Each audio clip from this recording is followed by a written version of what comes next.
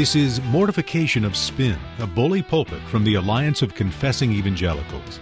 We can continue only with your help. Visit mortificationofspin.org to make a donation or call 1-800-488-1888. After the podcast, listen for details on how you can receive a free resource. You are listening to the Mortification of Spin, Bully Pulpit. I'm Todd Pruitt, one of your hosts, and I am joined, as always, by Carl Truman and Aimee Bird. And, you know, we really kind of want to hop right into this because Aimee seems to be very preoccupied with a particular topic today. Aimee, what do you have for us? Well, guys, before we get started, I just wanted to recognize that there are certain labels our listeners may be looking for, and we at MOS care about these things. So to all you listening out there, I assure you that your hosts are cage-free. Of course, this is with the exception of our brother Larry for obvious reasons, but we don't really care to speak of him. But today we're participating in an organic, non-GMO excursion. Carl, where is our investigative vigor taking us today?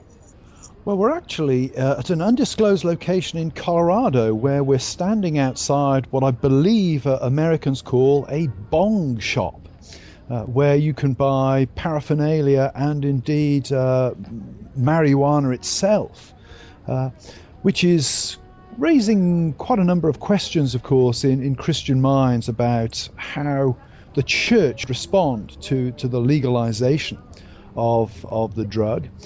And so, knowing that Todd has this reputation for insanely strict discipline at his church, we've all read the headline stories of the book burnings, etc., etc. Yes. Todd, I want to put this question to you. You, in your congregation, let's say you have a patriotic, courageous lady who's been abroad fighting in the American army for her country. She comes back to your church. Obviously, you're going to want to excommunicate her, having the views you have. Yes. But she's also smoking marijuana in Colorado. Would you include smoking marijuana on the specifications of charges when you were seeking to excommunicate her? Oh, of course. We would gather up all of her marijuana and have a bonfire with it right there in the worship service. So I we'd think have that would produce massive... a pretty big contact tie there, Todd. You might well, that could be. I mean, one of the things that we try to be very careful of when we burn books at our church is to make sure that none of the material is made out of hemp before burning. So maybe we shouldn't burn her marijuana. But we'd find some way to excommunicate her, Carl, for sure. If there's anything worse than a man smoking marijuana, it's a woman smoking marijuana. Everybody knows that. But as a serious point, Todd, would I see someone smoking marijuana in a state where it's legal? Yeah. Would I see that as a is that something that needs to be repented over? Right. Yeah. Well, that's a tough one. I would I at this point I would probably say no, since it's a legal action and since there's nothing in our book of church order that addresses that particularly. However, I would want to talk about it with the session of the church where I serve, and to have an open discussion about, is this something that we want to communicate to our members? Is it outside the bounds of proper behavior for a member of our church? That's a good question. On the one hand, I'm prohibited from binding the conscience of men and women from anything that's not binding in the scriptures, and that leads to the question of, do we have categories in the Bible that would prohibit a believer from smoking marijuana? My answer to that is it depends on what day you ask me, I think. And since I'm in a particularly disagreeable mood today, I'll say absolutely. I know this is going to sound really inconsistent, but I think that at the minimum we can say it's a foolish thing to do based upon what we know that it does to one's brain and ability to concentrate and remember things and work and that sort of thing. So you think the brain then is more important than the lungs, obviously, as a non-standard pipe smoker?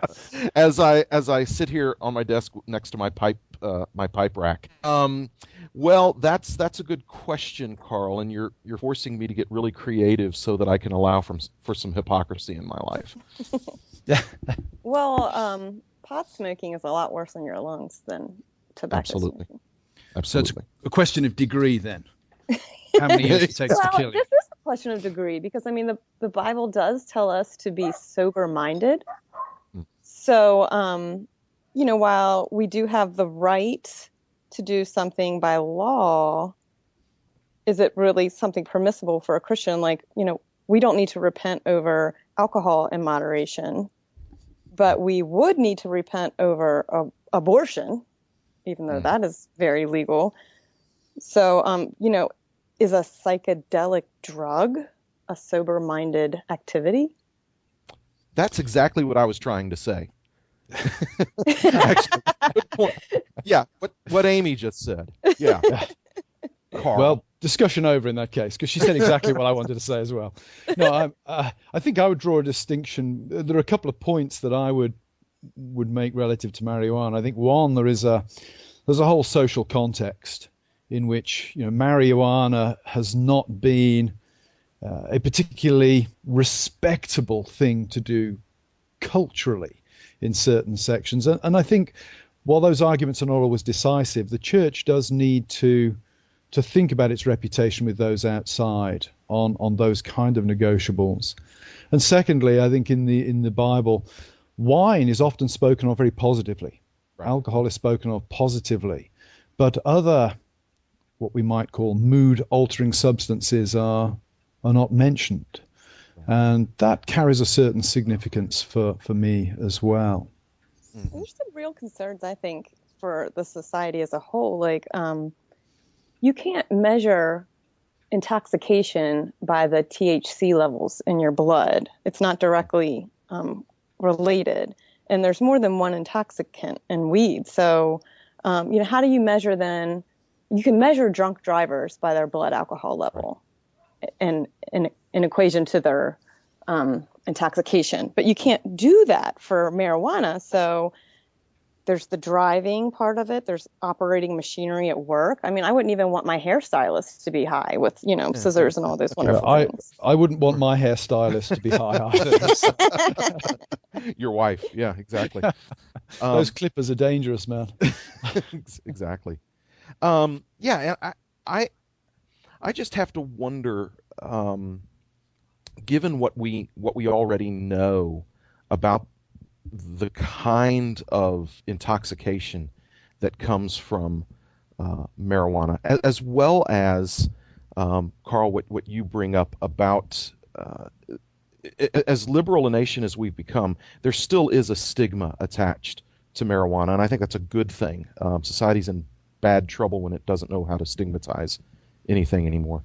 And so certainly we have a responsibility towards those that are outside, unless you're a prominent pastor.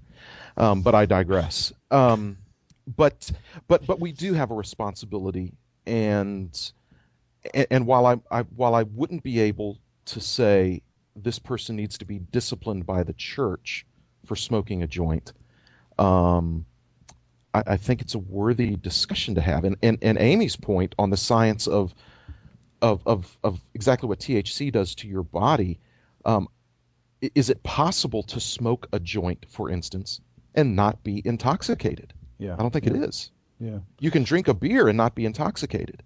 Yeah, you take a few drags on a joint and you're going to be intoxicated. Well, that also raises the question of medicinal purposes, because yeah. I could see using marijuana for medicinal purposes, where you really, need that kind of psychedelic calming for pain and nausea. Let's say if you are undergoing cancer treatment. Yeah. Yeah. Another interesting thing, of course, is that often in places where marijuana has been legalized, a lot of sleaze seems to follow it somehow. I remember walking around Amsterdam maybe 15 years ago now and being horrified at what Amsterdam, even in the the Amsterdam is this divided city. There's the red light district and there's the non-red light district. Even the non-red light district was just disgusting in so many ways. Marijuana tends to bring with it, certainly at the moment, it may be a function of the fact it's been illegal, but marijuana seems to bring with it a certain sleazy ambience that taints everything. Yeah, and that's interesting to me because I had the same thought, because those countries that have legalized narcotics, it has not gone well for them. Even in their destigmatizing of it, it has not gone well. There seems to be this whole apathy that comes along with being a pothead. So, I mean, I think apathy is already a concern in the church without the help of exactly. calls it marijuana. Todd and I have been apathetic for years, and I don't think either of us have ever smoked. Exactly.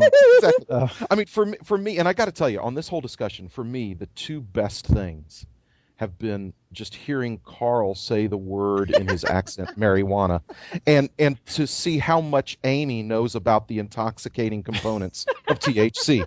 So, I mean, for me, my day has already been a good day. Isn't it ironic, though, in our country that we're going to be able to walk up to the local drugstore and buy pot, but we have to kind of go in some dark alley to sneak our 32-ounce soda? Right. Yeah. What's happening here?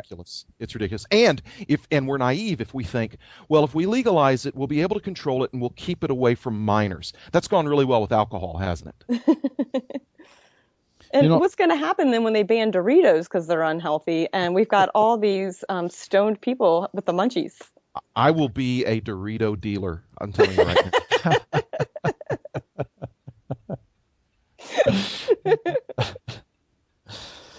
Well, as we bring things towards a close here, I think we can honestly say that we've shed no light on this topic whatsoever. I, for one, am as confused as I was at the start of the program. But clearly the legalization of marijuana is yet another cultural, social challenge that's facing the church. Our generation is facing a significant number of social and cultural issues that churches in the past have not faced, and therefore it's important that we have honest, open, thoughtful, biblical discussions of these things. Well, this has been Mortification of Spin at Bully Pulpit. We thank you for joining us. Don't go out and smoke a joint. Don't go out and get drunk. Make sure that you drive safely, and join us next time.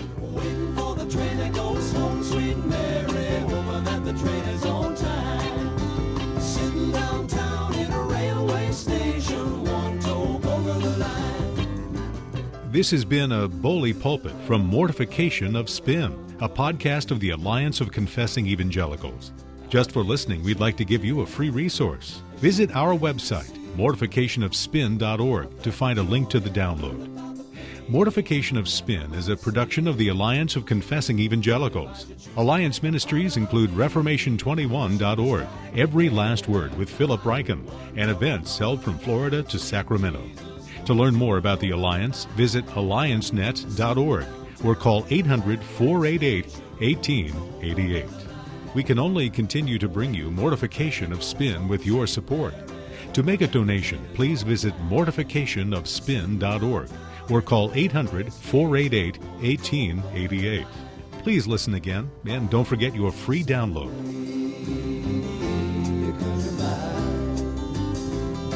And now I'm returning and showing off my smile. I met all the girls and I loved myself a few, and to my surprise, like everything else that I've been through,